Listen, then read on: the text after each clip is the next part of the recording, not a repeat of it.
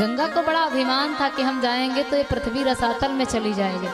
भगवान शंकर ने ऐसा अपनी जटाओं में गंगा जी को फंसाया, फिर दोबारा छोड़ा ही नहीं जल्दी। भैया भगीरथ परेशान, 1 बरस बीता, 2 बरस बीता, 4 बरस बीते, 8 बरस बीते, लेकिन शिव जी ने छोड़ा ही नहीं। तुमको बहुत बड़ा अभिमान है, अब तुम समझ लो कि कोई है धरती पर कि कोई नहीं है। मेरे भैया धीरे धीरे करके 12 वर्ष बीत जाते हैं और भगवान शंकर अपनी जटाओं से गंगा जी को नहीं छोड़ते हैं। 12 बरस शंभु संग गंगा उलझी रही जटन बीच गंगा। 12 वर्षों तक मैया गंगा भगवान शंकर की जटाओं में फंसी रही। भगीरथ बेचारे बड़े परेशान हैं। अब वो सोचे पता नहीं गंगा जी आई तो कहाँ चली गई। भगवान शंकर से निवेदन किया, प्रभु का जादू कर दिया आपने, गंगा जी तो आई ही नहीं, 12 वर्ष बीत गए। प्रभु का हम भी चले जाएंगे, अरे वरदान मिला तो कम से कम पूरा हो जाए। भगवान शंकर को दया आ गई कि ये बालक बड़े प्रेम से कहता है। भगवान शंकर ने 12 वर्षों के बाद अपने शीश से एक रोया निकाला है, एक बाल, एक ही बाल से गंगा जी 7 धाराओं में प्रकट भई है भगवान शंकर की जटा से। आज मेरे भैया जिस समय भागीरथ ने भगवान शंकर की स्तुति की, भगवान शंकर ने गंगा जी को छोड़ दिया। और जिस समय गंगा जी को छोड़ा तो आगे आकर के पर्वत ने गंगा जी को रोका। एक समस्या का समाधान नहीं, दूसरी समस्या फिर आगे खड़ी।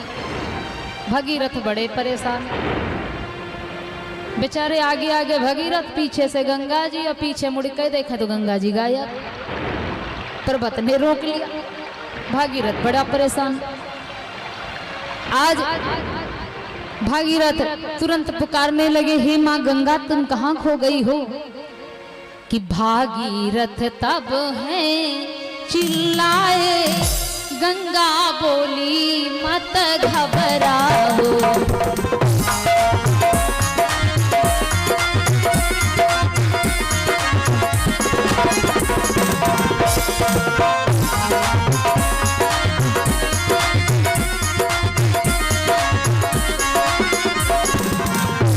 भागीरथ तब है चिल्लाए,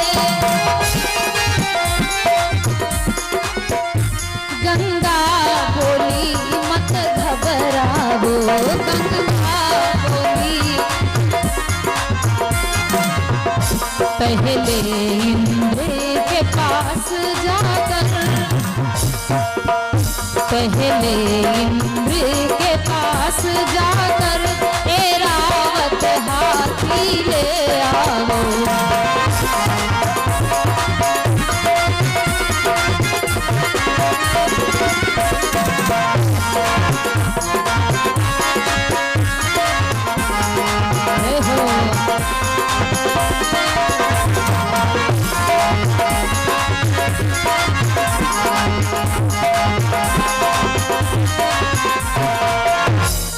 आज मेरे भैया इधर जब पर्वत ने गंगा को रोक लिया तो भागीरथ चिल्लाने लगे, मैया तुम कहाँ छुप गई हो। गंगा जी ने कहा, बेटा धैर्य धारण करो, पर्वत ने रोक लिया है।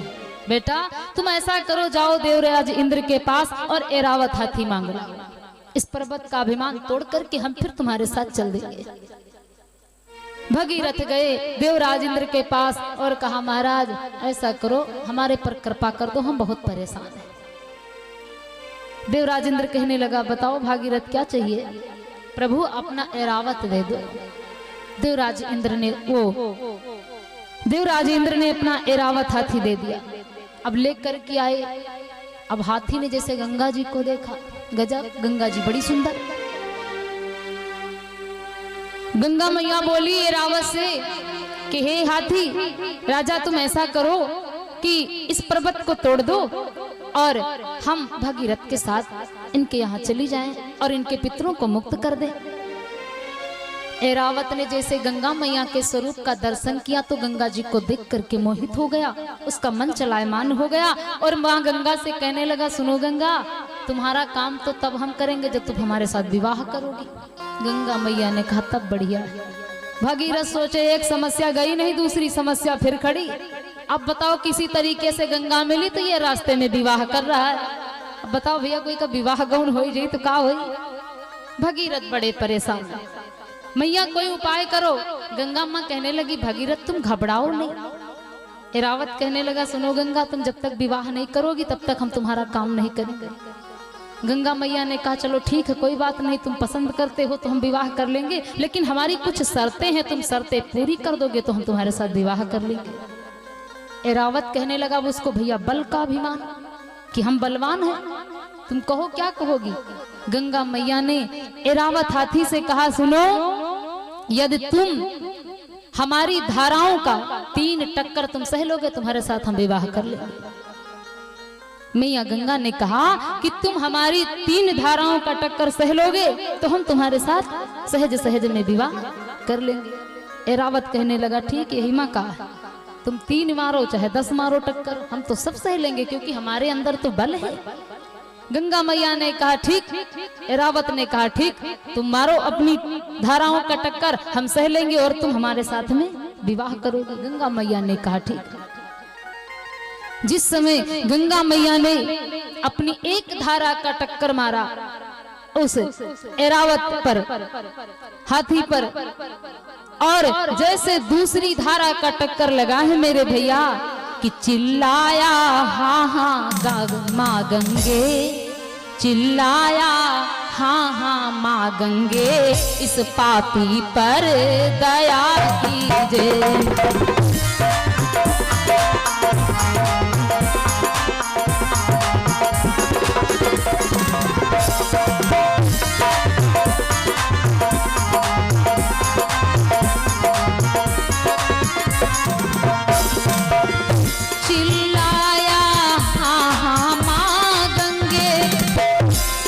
पापी पर दया कीजिए,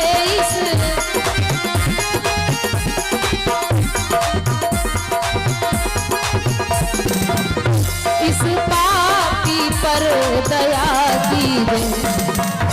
करुणामयी करुणा करके,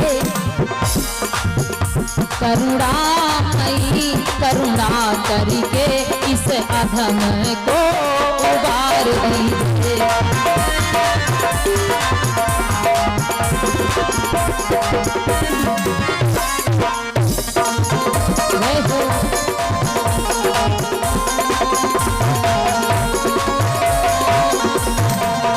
आज मेरे भैया 3 की कौन कहे, एक धारा का वेग लगा, एक टांग टूट गई एरावत और दूसरा जैसे मैया ने अपनी धारा का टक्कर दिया, आज एरावत का दूसरा भी पैर टूट गया।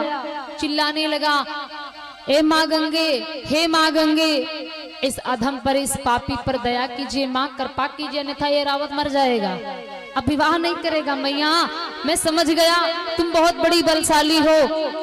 आज गंगा मैया से जैसे माफी मांगा तो गंगा मैया ने माफ कर दिया, क्योंकि माँ तो माँ होती है, माँ अपने पुत्र को सदा ही संभालती है। गंगा मैया ने एरावत को माफ कर दिया और कहने लगा माँ मैं तुम्हारा कार्य तुरंत करता हूँ। फिर एरावत ने क्या किया, उस पर्वत को तोड़ दिया, और जब पर्वत को तोड़ दिया तो मैया गंगा का वेग आगे प्रवाह हुआ।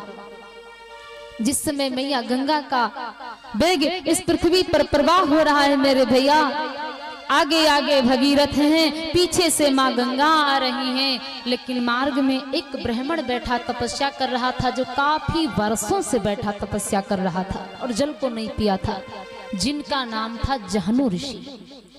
आज वो जानु ऋषि जैसे देखे कि भगीरथ के पीछे गंगा जी आ रहे हैं, वो लगाए अपनी अंजलि भैया, और जितने गंगा जी आए उतने वो पीते चले जाए जानु ऋषि।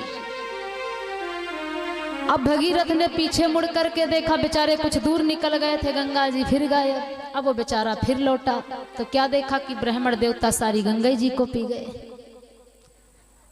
बड़ा परेशान भगीरथ हो गए, और जब देखे तब परेशानी आ करके उस ब्राह्मण ने तपस्या किया। भगवान नारायण भी यहाँ पर भगीरथ के लिए आए और ब्राह्मण से विनती की, हे प्रभु आप ऐसा करें और बिटिया जी के द्वारा 11 मुद्राओं का दान परमात्मा के चरणों में सादर समर्पित। परमात्मा कल्याण के सदा भंडार भरे जीवन मंगल में काया निरोगी हो। आज मेरे भैया गंगा मैया जब जहनु ऋषि पी गए गंगा माँ को, तो भगीरथ लौट करके आए और बड़ा निवेदन किया, प्रभु आप गंगा को छोड़ दीजिए। काफी समय का प्यासा संत जहनु ऋषि, लेकिन संतों को दया भी बहुत जल्दी आती है। जब जहनु ऋषि ने सुना कि ये निवेदन कर रहे हैं, तो अपनी जांघ से जहनु ऋषि ने अपने पांव की जांघ से गंगा जी को प्रकट किया है। इसलिए गंगा मैया का एक नाम जहनवी भी पड़ा है। भूली गंगा मैया।